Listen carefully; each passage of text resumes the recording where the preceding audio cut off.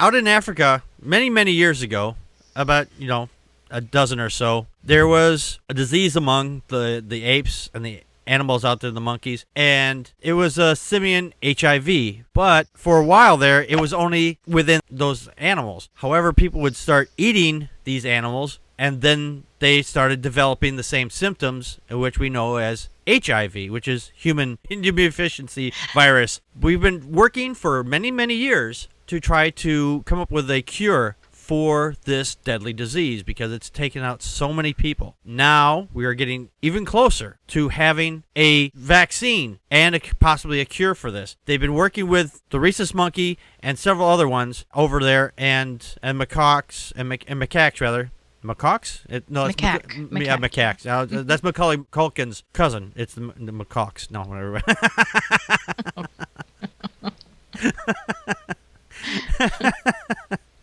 Anyway, they gave a special oral vaccine to these monkeys. Now, out of 29, 15 of them actually showed improvement or resistance to the disease. So, in the future, when we want to just get rid of this, we got to heal out some of these monkeys that have this stuff.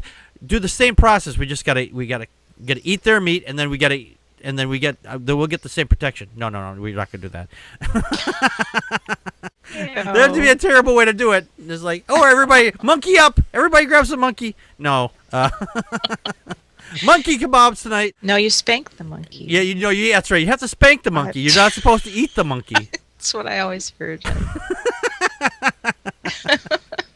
Anyway, they said that the same patterns that are in humans, the vaccine will not only stop people from getting HIV, but it could also work as therapy for those who are already infected. Joey, your thoughts? Yeah, if this pans out, it shows some promise. I think this is kind of exciting. The only thing I'm concerned about is lately there's been a lot of science fear and a lot of fear about vaccines. Mm-hmm. I keep seeing posts from people in my real life on Facebook warning against the HPV vaccine, which is the vaccine that they give to young teenage girls. It helps protect against cancer. Right. And that is caused by, I think, a virus or a bacteria, something that causes the cancer, but it's sexually transmitted. So there's like a little bit of a stigma against that.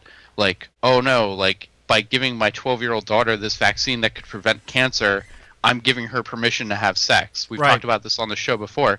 Here we have an oral vaccine that could potentially stop HIV/AIDS, which is a sexually transmitted disease. Right. So I can totally see the anti-vax crowd like going nuts with this. Oh yeah, absolutely. It's like, you're trying to cure people. We can't have that.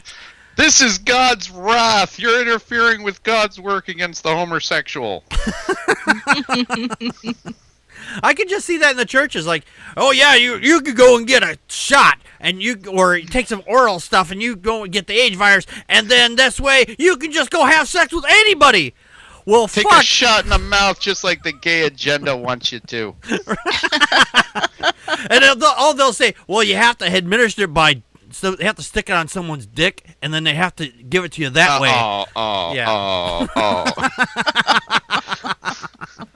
They use cotton swabs in medicine, Packard. I know. I'm just saying that's what they're going to say. They're going to say, oh, well, this is how they got to get it to you orally. I mean, lately there's been a sharp rise in parents not vaccinating their children, and this is against diseases like smallpox and measles and stuff. Yeah. Imagine, we've all been dreaming for years, people who have been concerned about AIDS, about one day a HIV vaccine, which this potentially could be, and there's so much anti-vax going on that it's like, I don't know, like, it's scary. Yes, it's really scary. Like, people need to vaccinate their goddamn kids. Yes. They need to be responsible adults. Absolutely, yeah. And the thing is, now, we talked about, Connie and I talked about this last week, kind of touched base about the Ebola virus, and how the guy came out and said, oh, well, God cured me. And I'm like thinking, yeah. And I was like, really? Okay. I heard that recording, yeah. Yeah, and the thing is, the funnies out there, they're going to say, oh, yeah, well, see?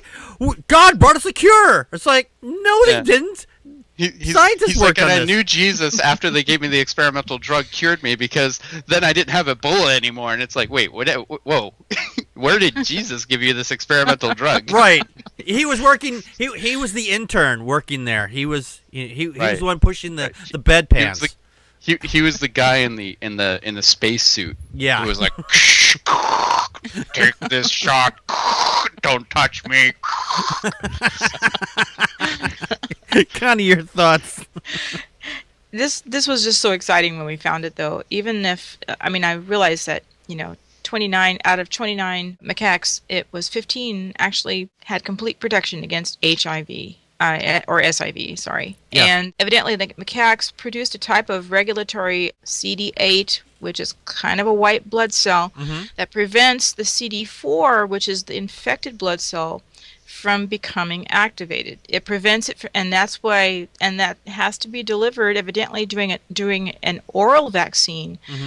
Evidently, the vaginal or rectal injection or suppository was less effective, and injections were not effective at all. It's a very unusual way of administering this, and they are really hopeful, like you've already said, though, that not only could we, give this to somebody as a preventative measure, people who already have HIV, if we give this to them, it should activate. If we have the same cell in there, it'll activate that cell and it'll tell the HIV to basically turn off. I'm probably summing it up really bad. We're going to link to the article, and it's just very exciting. Yes, it is. I was impressed with your explanation of it, actually. So. Yes, you did a better job of it than I am. We're going to make this the practical magic show now. No. Thank you, but Practical magic pokes. I got a really big stick. It sizes everything. I heard that once. Yeah. No, it is unusual to have a vaccine delivered in this manner. I've never heard of anything like this before. I don't understand why. And it has to go through this process to be absorbed into the body. It's just really bizarre. I agree. That's super interesting that it has to be taken orally and an injection doesn't work as well. Yeah. Yeah. You would think the other way would be true. Yeah, you would think so. I mean, because this way it's directly right into the blood cells or right into the bloodstream. But the other way is, it has to go through the digestive system. Maybe that's what we've been needing all this time. Is just we find because something's in the digestive system of people, because that's how the HIV actually got into us to begin with, is through oral. By eating the meat from these infected monkeys. Bushmeat. I'm just saying. Bushmeat. Bushmeat, yeah, exactly. Bushmeat. Yeah, stay away from the bushmeat. Yeah, don't eat the bushmeat, unless it's got the right. Never mind. Oh, now I'm thinking about that song again, Packard. Oh no! No. Oh no! Oh no! I thought of it at the meeting. And now I'm thinking of it again. Oh no! Greasy, grimy, go for guts. Oh, that one. That one. Thoroughly cook your bushmeat. Yeah, thoroughly cooks your greasy, grimy gopher guts. Marmorated monkey meat. Marmorated monkey meat. Yes. Oh my god, this is disgusting. It is disgusting. You know what else is also disgusting? Pat Robertson? Pat Robertson, right? No. I thought maybe it was a guessing game. Now that guy can eat all the bushmeat he wants. Yes. In fact, I'm gonna have. I'm having some delivered to him next week. As a matter of Yay. fact. Here you go. It's a delicacy. He's like, ooh, a package for me. Opens it up. Bushmeat. Cooked out just for you, there, Pat. Yay.